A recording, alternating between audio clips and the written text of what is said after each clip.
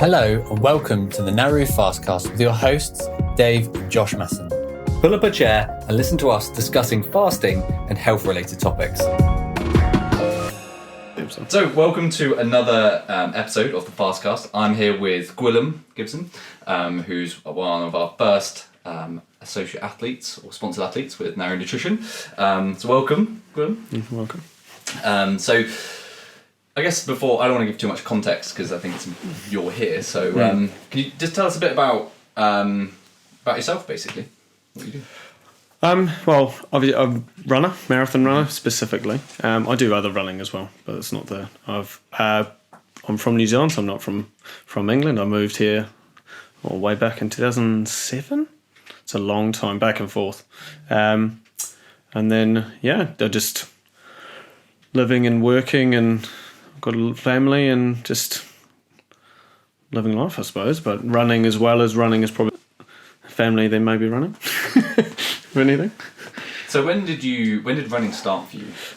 I was very young. I started when I was 7, and my dad used to be a sprinter, and he took me down to the athletics track in New Zealand. It's now an international level track, actually. So Dad took me down there, and he was doing sprinting, and I joined in. These are before the days of parkrun, and I joined in just doing laps. I didn't even run there was no groups or anything back then. It's a very small town, so you're talking a couple of thousand people.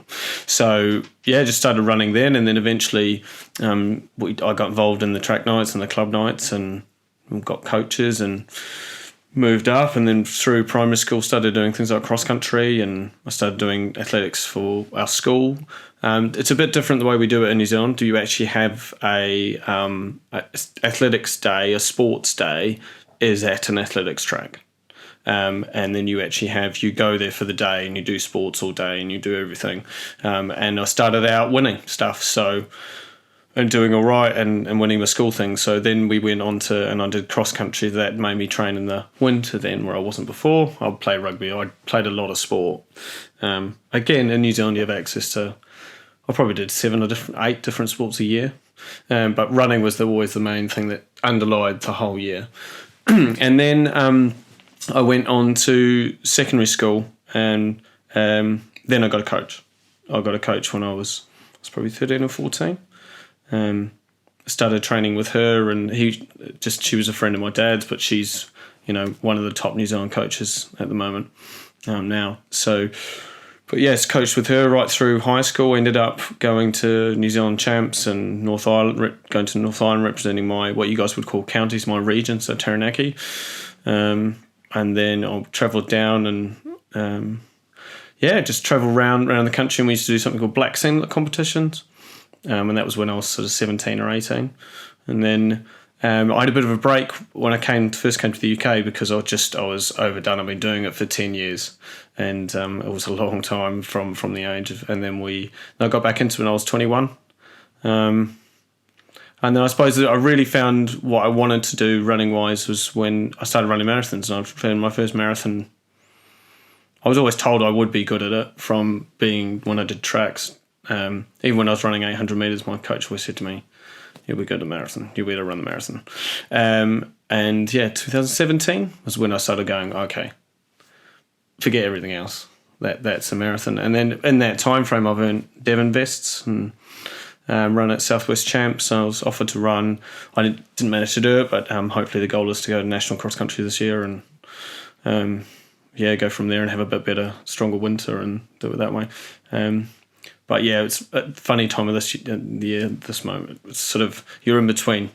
So just building towards the next spring marathon, so that's London Championships. But it started out way back, just running 100 and 200 metres sprinting.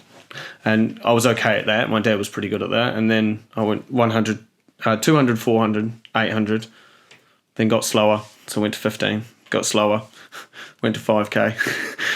Found quite a good Evo. 10K on the row was probably a really good one for me, and it tends to be, if you're a marathoner, your 10K on the row tends to be okay, because it develops on. And then from there I've done obviously represented Devon, the Southwest Shapes for Half Marathon as well. So Yeah, and then, but yes, the love has always been running all the way through. Even now, every day, I'd say I was addicted. I'd say I'm definitely addicted to running. So actually, from what you just said there, what I think what's quite interesting is what was some of the most helpful advice that you got early on, from like when you got coached? Because a lot of people I don't know a lot of people getting running coaching. No, I was coached really young, actually. My first coach was Wacky. He sadly died the last few years, and he was Dad's coach as a sprint coach. So he started coaching me in the 400, 800. I was probably 11 or 12, maybe I was 12. And he basically just took me down to the track, and then would do sessions with me. Just working on sprinting and form. And I think the advice he always gave me was like, the biggest piece of advice I always took from him was, whether you're sprinting or whether you're doing a marathon, the biggest thing that will help you is that you've got good form. So it's regardless of how fast you're running, if you are efficient, it will help you. Mm-hmm. And it's true to say, we look at marathoners now like Kipchoge. Part of the reason he is so good and is so efficient is because he's so efficient. And so even then, and I developed, and for years I developed that, and that still sits with me now. I still do drills and things, but yeah. So that's probably the biggest thing is working on form and being efficient. It's something a lot of people don't do, and don't do enough of. Is things like drills and working on like things like your core and stuff. It's just so important. And he taught me that when I was 11. That was back in the early in the 90s. We're looking at that. So he was a bit ahead of his time back then, because he was in his 60s when he was coaching me. So he must have been doing it before that. But I felt like New Zealand was quite far ahead then anyway. We've got coaches now who coach around the world, and our runners are well known. So like Peter Snell is from where I grew up and things, so we had a really good start. But I think that's the biggest piece of advice was, no matter, even if you're never run before, if you work on your form, that'll help you with everything. So I still do that now. And the other thing was, it's a slow burn. So though not his words exactly, but there's no point in trying to go out and do what you got to do first thing. And when I worked in the running shop, we used to say the same thing to people as well. You're never going to start and be the best you're going to be. It's going to take you time. So small steps, whether that's you working on 1 week, 2 weeks, 4 weeks, whatever it is, and build up for a year. But even if you say you're looking to run a park run, if you walk for the first one, in a year's time, whether you practice or not, you will eventually run one whole park run. And I think that was what he always taught me with running. Like, I was never going to be a sprinter. I was not slow, but my dad was a whole second quicker than me over 100. So but he could never run. Like, I started beating him over 5K when I was 9. So, so everyone's got their own specific thing, but me and Dad did our form drills together when I was younger, which is quite cool. So we'd go to the track and we'd sit with Wacky and do form drills, because he used to race masters as well. So he was running at the same time as me then. And then eventually got my ex-coach, and we would do the same thing. We would spend 40 minutes doing drills at track. And I now warm up here outside all the time. And I was stopped, very interestingly, by a postman the other day, and I was doing drills, and he goes, the postman just stood there, he goes, "Oh, I probably should do that, the stretching and the warming up." And I said, it's just really interesting how, obviously he's a really fit guy, I know him from around the village, but yeah, and he goes, "I never do that." And I said, it's really important that you do that. Like, as a coach, you need to do that. So, and I ran the coaching session at club a month ago. The guy's like, "Oh, we're doing loads of drills." And I said, "We're going to do the session and you'll benefit from it." But that was probably the biggest thing I always took away from my coaching. I know in jiu-jitsu they say like drillers make killers. It's like It's definitely the case. Like, you see that in so many other sports. So I guess I get 2 questions from this then, which is, first of all, like, what is good form when running? And then the second part of that question is, how do you drill for it? So good form is the position your body is as you're moving forwards. So you want to have a slight lean forwards. Your arms want to be coming up but not too far up, and they want to be relaxed. Obviously, relaxation is really key as well, but also you want to be landing on your foot underneath your body. Now that doesn't matter if you're heel stroking or forefoot or midfoot. It's landing underneath your body, because then you've got the power to push off, and then your search cycle starts again. If you start leaning too far forwards or leaning too far back, you end up pulling upright and you're braking, like a cyclist would. You wouldn't cycle like this. So you're running and you're almost, I don't know what the degree would be, but you're almost sort of leaning like that. So the whole time, the best way to practice that is run down a slight hill. That's your form. If you run down a slight hill, I guarantee you will land with your body underneath the thing, and your legs will turn over without you doing anything. Well, that's how you aim to run.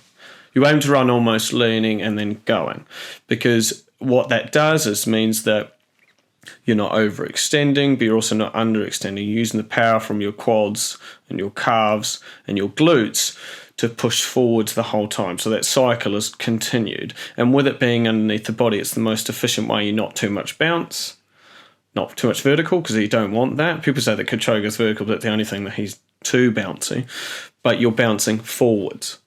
So instead of bouncing back or bouncing sideways, everyone is different, so there's no specific way to tell people. But that if you're doing that, it doesn't matter what your arms are doing. You could be flailing around, your legs could be kicking out, or whatever. But if you're landing under the body, foot underneath the body, and if a slight lean forwards, you will always move forwards in that way. And that is almost like somebody's pulling you up by a string. That's how we do it in coaching. So stand there, tap forwards onto your toes, and you'll eventually step forwards, won't you? And when you do that, you imagine that somebody's holding your body together as one. So your head, everything's in line, and then you're moving forwards. Again, how you moves, but if you have that fundamental line there, and your feet are landing here, just slightly in front but underneath the body, then that's good form. Wow, that makes complete sense. And that feeds into the whole efficiency thing, right? Of being relaxed, having that forward momentum feed onto you. Because I guess if you do tense up, if you are too upright, there's too much break. All of that affects efficiency. It's the best thing is if you look at pictures of myself in a marathon, I know I will always everyone starts leaning back and going, "Oh, this hurts," because that's the natural thing to do. But yeah, if you can be have a slight lean forward and you're pushing off from that point in your body, you will always be moving forward quicker and more efficiently. If you ever look at the best race to look, it's a 400 meters. The last 100 meters is not about being the fastest. It is about being the most efficient. So those guys, yes, some people might be getting slower, but actually what's happening is somebody else is coming through the last 100 meters the most efficient. And it is the same with the marathon. Part of the reason Kipchoge is so good, or any of those athletes with that form is so good, is that they come through and they're the most efficient as they come through. It's not necessarily that they're faster, because over the time then, you're tired, but it's not about being faster. I think that's really where it came from. So when I started sprinting, and I used to do 400, that's Wacky used to always say to me, the 400 meters is not about being the fastest, it's about holding your form for the longest and not wobbling. 800 is the same. Again, if you ever watched an 800 meter race, look at the last 50 to 100 meters. People are screaming for the line. But the people with the most efficient form, not always, but mostly, will be in the front. Great. That's awesome. So how do you drill for it then? So I have a list of exercises in my head because I've done it for so long. You just do certain exercises it's muscle memory, essentially. And if I was to do it with the street, you look a bit silly, honestly. Doing the street, hopping around on one leg and going side to side and then doing it. And it's also as well as working on a little bit of speed endurance as well. So we do things like strides. and strides and bounds up hills. You might do hops on 2 feet and different types of skipping. But yeah, essentially, things kindergarten children do are probably not far off what you do. You're just doing it more efficiently, and then that will warm your body up so that when you start to run, you're already in that good form, and that's why you do it. So I guess with that, just to kind of round up on that final topic there, what are if there's a lot of exercises, and probably you can put them in different order and different things. Yeah, the order's not necessarily important, yeah. But yeah. What is there like are there underlying principles that you're going through in your head in terms of why it's important to be doing those things? Well, for me, it's always I've always thought tall and strong, because as soon as your core collapses, it's going south for you. Yeah. Essentially, if you're getting to the point where you're reaching forwards like that. If you're sitting there, and I'm doing it now in the chair, but like when you sat there like that all of your core's gone, and then even whether it's a 5 kilometre run or a mile, if your core is collapsing, and the marathon's obviously worse because you look like that for longer. But yeah, it's really tall and strong. So you're keeping your head up, almost looking beyond where you are. So I always look, if I'm going to be looking in road marathons more so than anything, you look ahead of yourself, but you're not looking at the road, you're just looking above, and that way I'm always thinking my chin's up, I'm looking that way. I think the only thing got to be careful of is that you stay relaxed and don't tense up. But yeah, it's always just tall and strong when you're running. I've been really lucky to have 4-foot strike and always have done. So not everyone does that, so I've never had to worry or practice that style of running just because naturally I have the ability to do that. I have still coached and taught people how to do that, but I wouldn't say that's but that's something that people can work on as well. But it depends on what you do. But for me, it's always just tall and strong. That's really helpful. So with people like, let's say, come January, new year, new me, lots of people starting, picking up running, all the rest of it.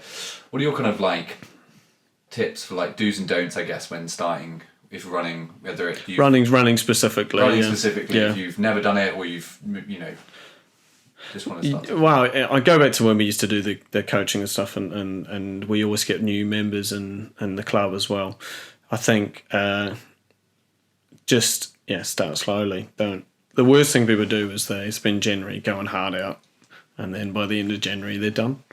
And I think you just need to look at it. We always used to do like couch to 5K stuff with groups. And I used to run groups in the centre of the city, and that was really good. And it's really interesting because you would have your first group, you'd always have about 20 people, and then the people who said, I decided to go out and do my own thing the other day. Hope this helps. Those people who never finished the course because they were trying to jump, and I think that's the key thing, is to take your time. It'll happen in time. Take your time. So that's the main thing. I think what people try and do, and it's the same even if you're training for, like you say, like the couch to 5K, it's just you need to take your time. It could take you 12 weeks to get there to run a single 5K, and you may not run that whole 5K, but that's fine. And I think that's what people always look at it and go, I've got to hit a time, And I think sometimes I'd actually get rid of the watches and the apps. Personally, get a watch maybe that tells you, but keep it on clock, and just go and do it, and then come back, and then you can always look at what you did next time.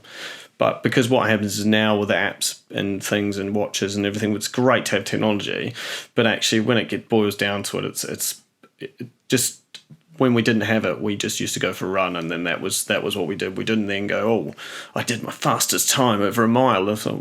It's not relevant. And I think actually back to basics and just take your time be the easiest things to say. Okay, I think it's really good. What is it they say? The person who loves walking walks further than the person that loves the destination. Right. Yeah, well, I grew up in love with the process of it, right? Yeah, well, I grew up with Casio watches. My mum used to drive around the block, measure it in the car. We'd start the car thing. She'd measure it in the car where I used to run, and I'd take my watch, my Casio. I've still got one now. It's up there somewhere. Start the Casio, and then I do my run and finish. I knew it was about 5K or 10K, and that was it. There was no measurement. And sometimes I'd just run. I lived in quite a mountainous area, but I used to just run one way for 40 minutes, stop, turn around, and run back the other way. And that was it. There was no special attitude. And we used to have a park in my local town, and you would just do 2 laps of the park. I still have no idea how far we used to run. And that's great. That's brilliant. I'd sometimes, like, I look at, well, yesterday I did a run, a couple of days ago I did a run, I did an hour, and looked down and thought, I thought I'd run further than that. But I was like, but I'd run over an hour, so it was fine. You just think, interesting. But I often will just have unless I'm particularly long ones, I have my watch on clock. I don't have it on pace at all.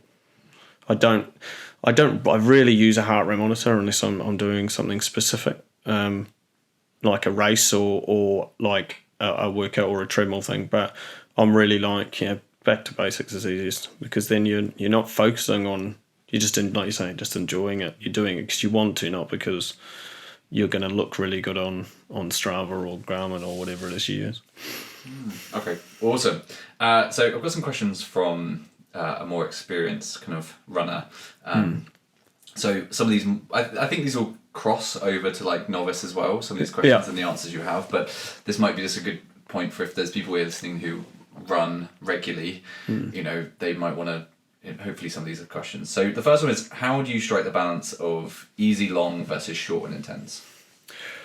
I think that's probably the only time I would look at, with short and intense, I would look at statistics and what you're doing. So short and intense, it's about hitting times or hitting targets or what you want to do. So if you're going to do that short and it's going to be really intense, I go not max effort, but if I do short and intense, it's me pushing myself. I want to know that I'm hurt at the end of that. Also, it does help that it's a lot shorter than the end. And with long and easy, again, that's where I don't focus. I don't look at watches. For marathons, you go out and do at least a 2-hour 45 run. Now, I actually do not look how long that takes me. I do not look at what I've run. I just get back. I know that I run in one direction. We're lucky here. We've got the towpath. I can go all the way out to Dawlish, Warren and Dawlish, and then come back. And I know that's about 20 miles, and then I come back. But I never think, I've got to get to that specific time. And I do remember last year I was doing this one loop that I used to really bug my friend, and Nick would come up to me and go, "Why have you run 19.98 miles? Why did you not run?" Because for me, I never looked. So I just stopped my watch when I got to the door and went in the house. But when I'm doing an intensive workout, I very much look at what I'm doing stats wise and not heart rate necessarily, but pace. So if I'm training at the moment for the track, I'm not so fast. But when I'm doing marathon training, I want to know that I want to be doing really low 5-minute miling for a lot of what I'm doing. Even though I'm not doing that for the marathon, it's doing it knowing that I can get to that, push myself on that much. And then when it comes to it, because everything else, I don't really have most of my stuff after that's easy. Honestly, I do a lot of easy stuff and a lot of easy miles. I do stuff which is like in between, but not very often. So yeah, I think the main thing is that you focus on that data or whatever you're going to do. So it might be tempo workouts or track sessions, or it might be sometimes you do things like hill training and things. And during that session, I want to be knowing that I'm getting the most out of myself, because I know tomorrow I'm going to recover. So, and the only thing with the marathon is that obviously when you start doing the marathon sessions, they're so much longer that sometimes it takes 2 days to recover, because you'll push harder. So if we did 20 times 200 meters at the track. It's a lot to do. And the whole time you're thinking, I'm going to hit this split. This is what I'm going to do. I'm going to do 35 seconds for the whole one. I'm going to do 34 seconds for the whole lot. And your lungs are burning at the end of that. But the next day, if you know that you're only going out to do an easy run and it's an hour long, that's where...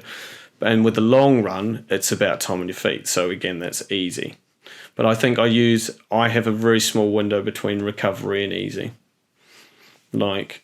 there's a guy I used to know from Kenya, and he used to literally shuffle. So I wouldn't go that slow.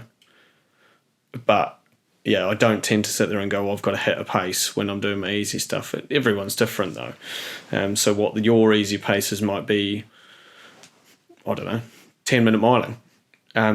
But it surprises people to say that most of my easy stuff is over 8-minute miling, because I'm not here to hurt myself. So where I'm going down to do 5:05 and 5:10 miling, then the disparity is huge to go to easy stuff, which is 8 minutes. So today I did a run which was 7:50 miling, and that was fun.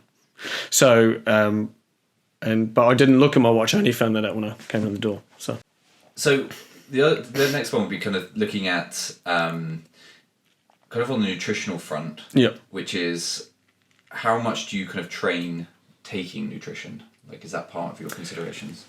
I do it in both the workouts and I do it in the long run.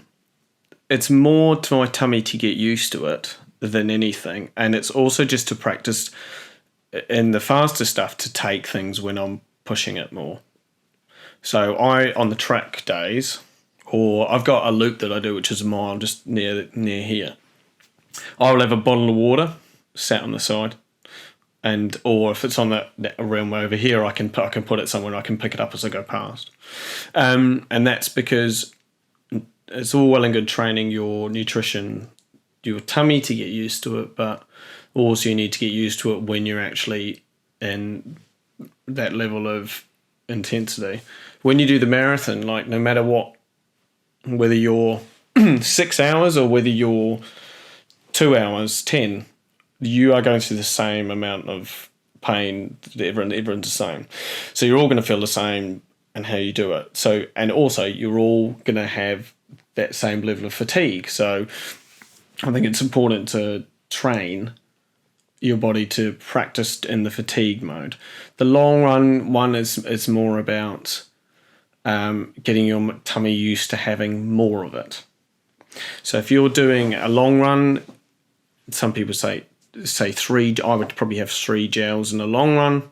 And that's not because I probably need 3 gels in the long run. I'm not intensively training, but I would probably have that as a practice thing. Just for thinking, okay, well, I've got to 10 miles, I'll have a gel. In the race, I'll probably do 5 miles, and then if I get to 15 miles, I'll have a gel. And then sometimes for the last 3, I might have a gel as well. And then I'll also sometimes have a carbohydrate drink as well. But in the race, it's really hard to have carbohydrate drink unless you've got it on you. So that is always tricky. The other thing that I used to do that I don't do anymore is I used to look at what the race nutrition was. So for that day, what company is sponsoring the run? So I know, for example, with London, well, it's Lucozade. I know I can't. For me, Lucozade doesn't agree with me. In the gel form, I can have the drink, but the gel form doesn't agree with me. So I will always carry my own. But like, for example, when I did Manchester Marathon with Science and Sport, well, I can eat that. I can have that. So do you know what? I took less gels because I knew that there was going to be gels at 20 miles. So I would just have a gel there because there's nothing worse than carrying everything all the time. But yeah, I think it's just practicing to get used, because I get a really bad gut ache after running, and that's not because of running really hard. It's because all I've eaten. If someone was to hand you 6 gels, you'd go, no, thank you.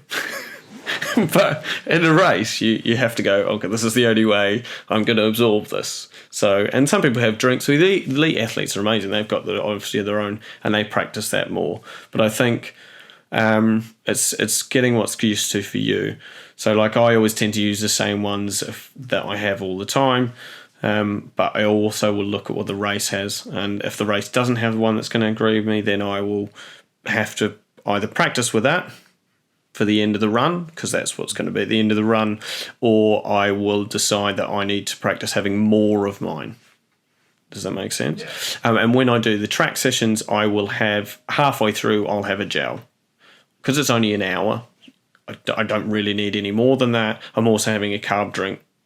So I've been having Revive before, an hour before, and the glycine before when I get home. And then I will take a carbohydrate drink to have at the track, which is just a little squeezy bottle, like a soft flask, and I'll just have that as well. And then I'll have a gel halfway through, so during a rest. So, but that's all to practice. So I probably don't necessarily need that.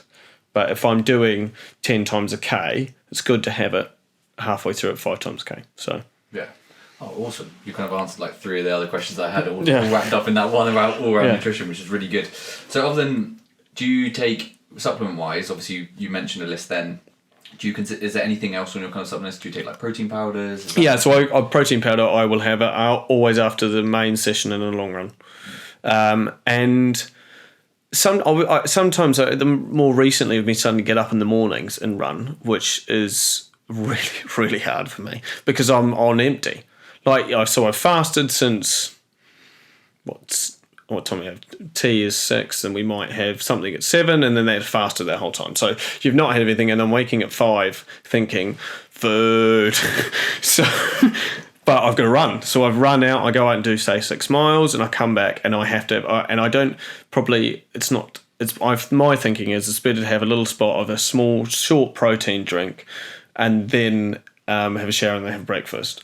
But that's something I've started recently because I've started doing more fasting overnight, like stopping eating and then having that 10 hours or whatever it is to not eat. But I'm finding that, oh my gosh, I need something. The only thing I will have is sometimes I'll have a banana, but that doesn't. It's just potassium, and so it's fairly simple. But and interestingly, the more I fast, the more I'm not wanting a whole banana when I wake up, which I found really interesting. Normally I used to wake up and just be like, give me everything. I could have had a bar of chocolate in the morning, but not anymore. I've got to the point now where I can run without actually having something. But yeah, in the morning now, again, it's only a very short run, but that gives me a little bit more energy, so I'm not getting halfway through school and thinking, I am so hungry. So a little bit more powder than I've had before. But I've looked down the creatine path, but I just don't think, because when you get the back end of the marathon, you are trying to be as light as you can. You want to find a balance of being light and also strong, and the creatine puts a little bit of weight on. You don't really want to do that with 4 weeks ago or whatever. So that's why I've had that in the past, but it's one of those ones I've dabbled on. That's really interesting. How have you found fasting? Like, has there been much difference with fasting and running? Like in terms of in the mornings, I'm running a little bit quicker, I would say, than I used to. It sounds really. Could be a number of things, but I'm running a little bit quicker than I was. Maybe I'm running quicker to get home for food. I don't know. But I think where I used to just sort of get out and be like, oh, I'm going to get through this. This is painful. Like for the first 2 miles of that, I'm getting. It's hard to describe, but from here there's a bridge, and I know that bridge is 2k away. I know it's 2k away. Right, I'm now feeling, I'm warmed up now. Where before I was getting a lot further in and thinking, this is why am I doing this? It's 5 o'clock in the morning. No one else is awake. If I see someone else, it's not a good situation. So, but now I must admit I'm feeling not. I don't think necessarily more relaxed and things, but I think that my body is able to just get into it more and to relax into it more rather than trying to run like dead legs, I would call it. In the mornings when you get up like that, it's just dead legs. You don't run with any of it. Yeah, the efficiency goes. You have to really think about it. The efficiency goes because all you're thinking is 1, 2, 4. But at that time in the morning, I don't also like to run with music because it's dark and it would be a bit dodgy, I think, to run with music at that time. But yeah. Oh, awesome. How far are you running at marathon pace in training? Kind of what level of time are you spending at that speed? So the goal is to practice marathon pace a little bit more, a little bit more, a little bit more, a little bit more.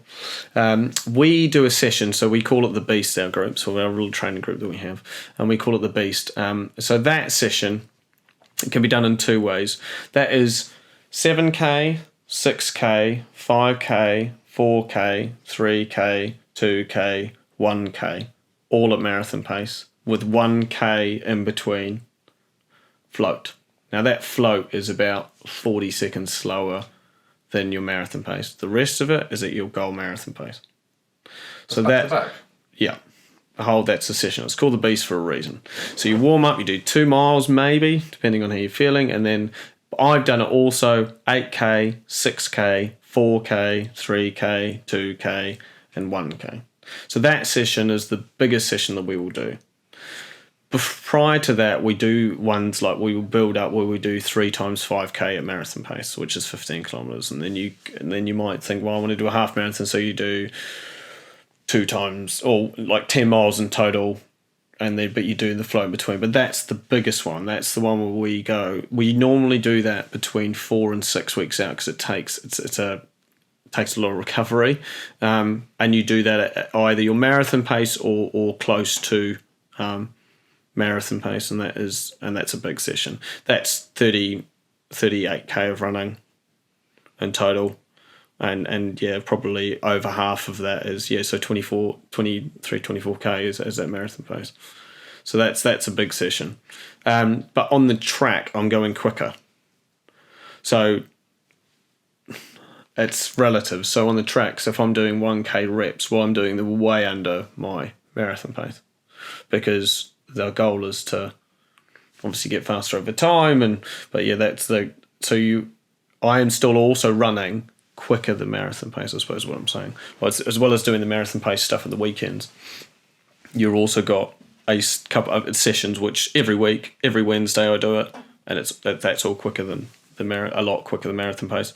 More like 5K, 10K, 3K pace on the track, and that's an hour session. So it depends. This year I'm hoping to put in another session to try and get a little bit more stamina.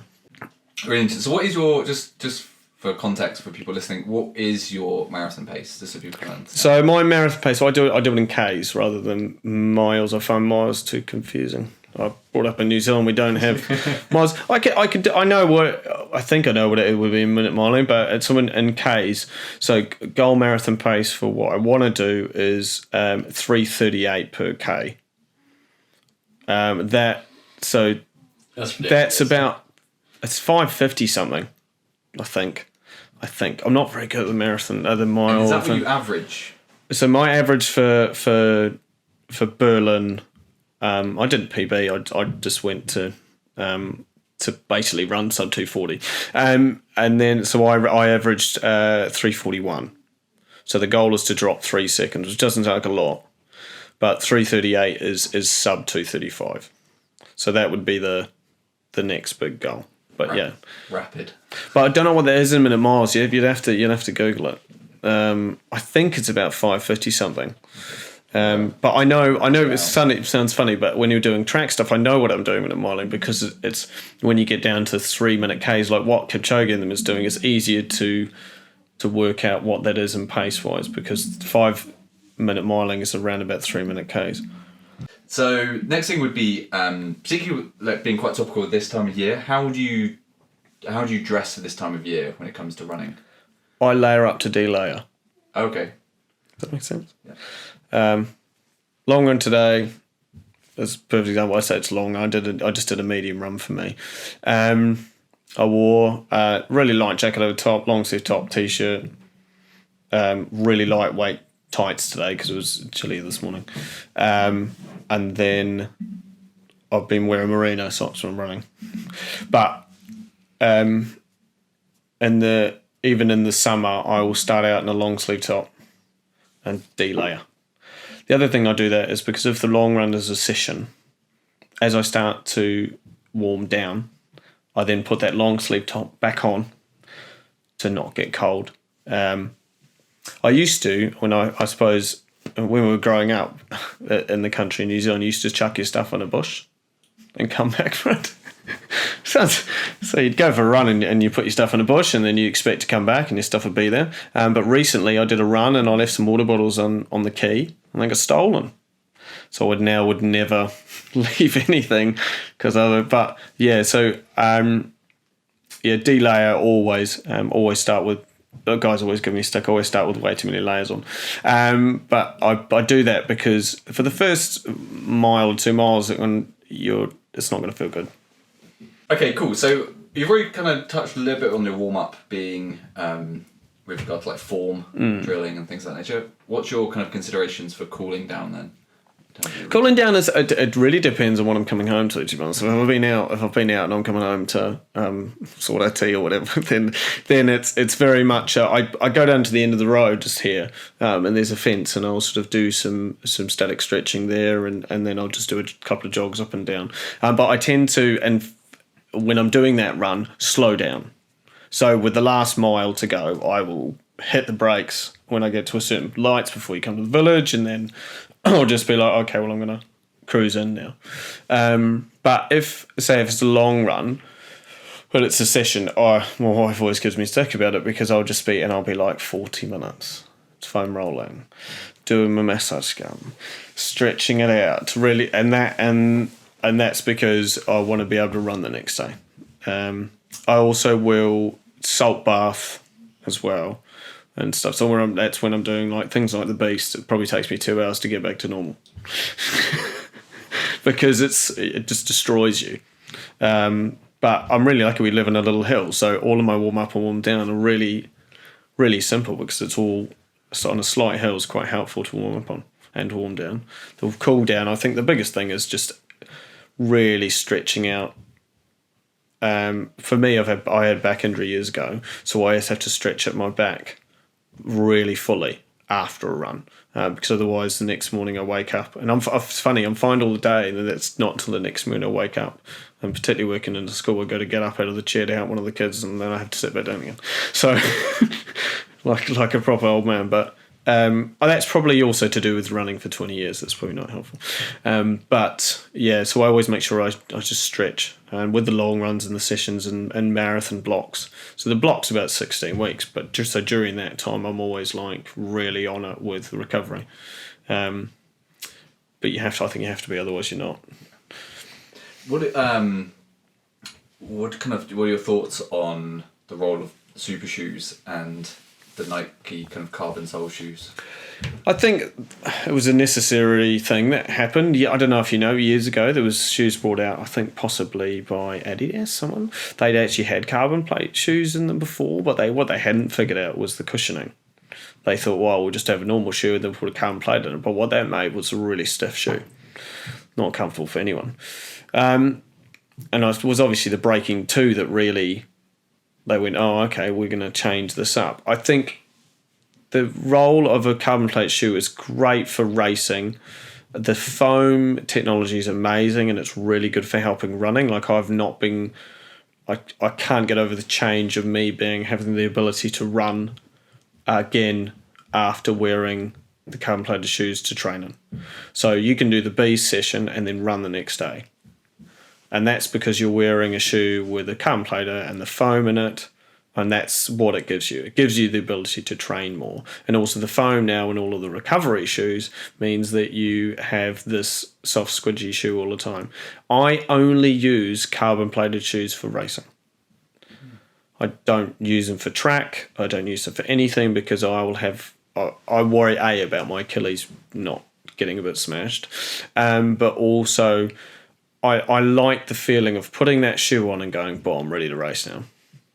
And that's a race so if I'm doing a training block, I will always do 2 or 3 half marathons in a block as races, not racing to win them or racing for times or anything. I just do it as like a session, basically, an elongated session. But I will wear carbon plated shoes for that. But on the track, I just wear super foam shoes, but not carbon plated, because I want almost to get the most out of myself and not be using the shoes, because you do run differently in them because they force you to be forwards. You also you put more pressure on your foot in them because of the way you land in them. You can put a small squidgy. And then with the spring back, I just felt I'd used them before in my calves on the day I did London Marathon. when I did my PB, but I felt like at the day I did it, my calves at the back end of that marathon were shot. And that's because I'd worn those carbon-plated shoes or styles of those to train in. And whether the shoes maybe were a little bit shot from doing some runs in them, but also I felt like my calves had not adapted to run tired. I'd adapted to run really efficiently in carbon-plated shoes, great. But now, when I ran Berlin this year, I did a 2 or 3 minute negative split. So, yeah, it's one of those things. You take what you will with it. How do you keep training interesting throughout the year? Well, training, I was always getting into the room in a minute ago. Training with my little boy is awesome because you go on the bike with him and you run with him, which is quite nice. And then sometimes I will do 2 runs instead of doing one longer one. Does that make sense? So makes it easier. I will enter trail races during marathon time, which is always poo-pooed by my road training friend. I always like to do a trail race, a long trail race, like up to a half marathon sort of distance, because it's just really different and it changes what we're doing. But I mean, it's not everyone's cup of tea to do that sort of thing. I also go up and do things like Holden Park Run, and that's without plugging a specific park run, but I do that one because it's on gravel paths, which, emulate road, but it's still off-road enough that you're not pounding your body. And I think you have to do loads of different things. The other thing that I do now as well in the past year, and it's really helped me the last 2 marathons, is I use the turbo on the bike. So I do sessions, which are on Training Peaks, I think, and they are 40 minutes long. It's the max I do, and they're like hard sessions. So you get the heart rate going, and then as well as that, sometimes if it's like in the winter, sometimes it's not possible to run. It's so icy, it's so horrible. I'll do like a medium long run on Swift on the bike. Which is pretty boring, to be honest, but it's a really good way to do an hour and a half of working your heart for that long. Yeah, because I don't know if you remember, we've had some really icy times, and where we are, we don't get gritted as much. So I can't just be like, I'm going to pop out the door. It's not great unless you can do that. So that's the only other thing that I've started doing this year. And that was one of the coaches from Roadruns that told me that, to do the turbos. I don't think it gives you anything when you're running, but it's not going to do me any harm. Like I've done spin classes before, and that's been too hard. So that's the other end of it. Like at least on a turbo, I can make the relative effort for what I need to do. Cool. How do you stay motivated after an event? That's probably the hardest thing. Do you know what you do? You sign up for another one. That's basically... I finished Berlin, and within 3 days, I was waiting. I'd found the next one I wanted to do. So I knew I was in for London because that was the goal. For Berlin was to 2 hours 40 to get into this championship event for London. That was the goal. So I knew that I was in there. I still have an London Championship doesn't come out. Entries don't come out until early January, so I haven't even entered London, even though I know I'll be doing it. But I entered one for next year in September, which is Amsterdam.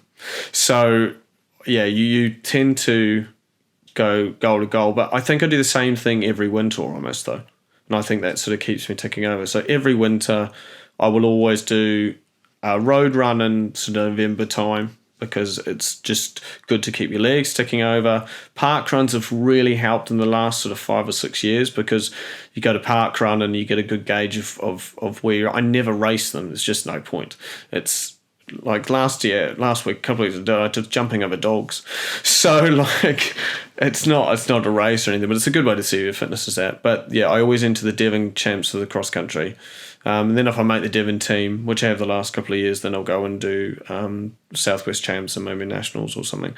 So there's always things to do, but my main goal is always marathon. So I'm always thinking, okay, well, when's the next one? And because for me, it takes me probably 3.5 months to build towards a marathon. And I don't really focus on anything else when I'm doing the marathon. Yes, I do other races, absolutely, but I don't really focus on things and look, I'm going to go and get a time and a place. And a couple of times I turn up and I win a race and it's great, it's brilliant, it's nice to win. But it's never my goal. It's never going to do that. Yeah, so normally, and I don't know how many memes there are about that, where there's pictures of guys that just finished the day, you're looking at your medal from the previous marathon, and then on in front of you is the next marathon you're going to do on the computer.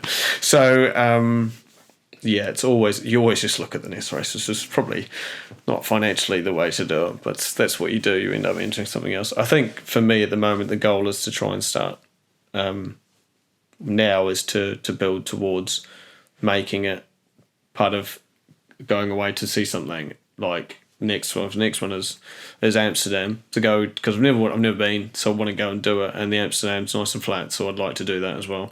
But after doing Berlin, I think it made me really appreciate how big I like the big marathons. That's not everyone's cup of tea. Some people like local stuff, but yeah, I think it's always the main thing is be like, oh, sit there and go, oh, we all do it. Every time we have a pizza meet-up with the team afterwards, we do a marathon. And we're not all doing the same marathon, but we're all building towards one. And every time we all sit down and go, oh, what have you entered? So, what's your next one? We can do this one? Oh, we've talked about this. And then you just chat about ones you're going to do next. Even though it's probably less than a week since you'd done your half marathon, and you've probably told every person you've met that's asked the question, how was your weekend? Well, I ran a marathon. Yeah, so yeah, definitely is it's to look at the next thing, A few years ago I did an half Ironman, which was really different. And that was really interesting because I had to train over the summer for it, and it totally threw everything. And I ran a marathon, but not very well. And I've realised that I can't do both. So although I could do triathlons if I wanted to, because I grew up doing triathlons as well, but I don't think I can't do both, because I ended up doing a marathon 2 weeks after doing a half Ironman. It was horrendous. The last 4 miles, I was literally walking and people are saying, come on, and I'm thinking, I can't come on any more than I'm running right now. This is it. We're not choosing to run at this point. No, this is this is forced upon and me. I remember I was in 4th place or 3rd place, maybe this is Bournemouth it was, and I was coming in and I was absolutely wasted, and the 4th place guy went flying past me. He probably wasn't going that fast, but it felt like he went in a car past me. And then with about 200 minutes to go, the 5th place guy came past me, and they were like, he's catching, and I went, good on him. I lost out on a lot of money that day, but I was like, no, I'm not. I'm done. So yeah, that was it. And that's why I would now not ever do 2. Where previously I went, I can do everything. I think also as you get older, I'm only 34, but there's definitely a difference in the body that it's running now than it was even 3 or 4 years ago. When I was 30, it was a lot easier. You got anything follow up? No? Cool. Well, awesome. Thank you, Gwylym. Yeah. It's been loads then about running. Definitely something that I don't do myself that much. So it's great to see how someone on the kind of elite level was doing it. Yeah. And some really, hopefully people will be able to benefit from, tips and tricks. And where's the best place for people to follow you on Instagram? I'm on Instagram. So it's at tryhardpapa89. And then I'm on it's not Twitter, but I say Twitter, it's X now, isn't it? Mm-hmm. I'm on that, but I'm not as regular. And then I've also got a Facebook athlete page as well. And that's because it's not my work. How would I follow you on Strava? Strava, if you go on the Instagram, there's like a number that you can click, and the link's on there. So you click that number and it comes up. I don't have it offhand. But to be honest, I'm the only Gwylym Gibson. Oh, nice. So yeah, it's fairly easy to find me. As long as you spell my name correctly, it's fairly simple to find. Awesome. And then I put all training I'm doing going on there. I'm not someone who sort of keeps everything secretive. It just tends to be on there. What I'm doing is what I'm doing. I don't tend to, and people just find them fairly easy to find. So okay, cool. And then just really quickly on that last point, where if someone's to look at your training, where are you currently at in your prep, in your training? So at the moment, it is just the maintenance. Yeah. So it's all maintenance. So I ran Berlin last week of September. I then had a couple of weeks off. I probably should have had more in theory. And then I will start, and sounds awful to say aloud, but just the week before Christmas is called the build. And then you'll have 5 weeks of the build. Nice. And the build is then going from what I'm doing now to running the same distance every week, and then you build, and then you start building in. So that's just about building in basic levels of training. Then you start doing sessions, and then all the way. So it's not normally about 16 weeks. Awesome. So that means that if anyone here, like having listened to the podcast or found you on Instagram, it just means that come around Christmas, Christmas time, you can start your progress towards marathon prep, and they start looking at taking a little bit more of the things that we've spoken about already today. Yeah, you can actually see them. Go out. So thank you.